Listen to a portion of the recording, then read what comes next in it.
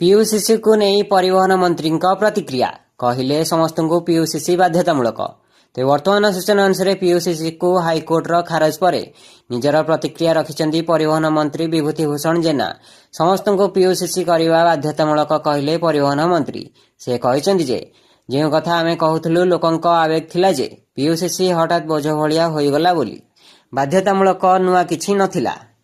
गाड़ीटे थिले पीयूसीसी आवश्यक। जेमिति फिटनेस दरकार, लाइसेंस दरकार, सेमिति पीयूसीसी मध्य आवश्यक थिला। हठात कार्यकारी कराजिबारु लोके भाविले जेहेतु ओडिशार वायु प्रदूषण बढ़ुछि बाध्यबाधकतार हेबा दरकार। ओडिशारे कोटिएरु ऊर्ध्व गाड़ी हेलाणी। ताकू आखि आगे रखी आमे अन्य मानक पई पीयूसीसी नाही कि तेल नाही कलु। समस्ते व्यग्रतार सह पीयूसीसी सर्टिफिकेट कले। परोक्षरे गोटे प्रकार आलोड़न सृष्टि कले। आमे बारंबार अनुरोध कलु जे 90 दिन जो कथा काली मान्यवर हाइकोर्ट कहले 90 दिन जदि चालाण बाकी अच्छी पीयूसीसी होई परिबो नाही। जनस्वार्थ मामला दाखल करवा लोकंक अधिकार, लोकंक स्वाधीनता मध्य। मान्यवर हाइकोर्ट ताकू खारज कले।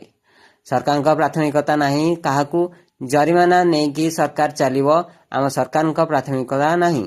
निश्चित भावे ताकू तर्जमा कराजिबो ओ कम भी कराजिबो। ब्यूरो रिपोर्ट नवीकरण टीवी।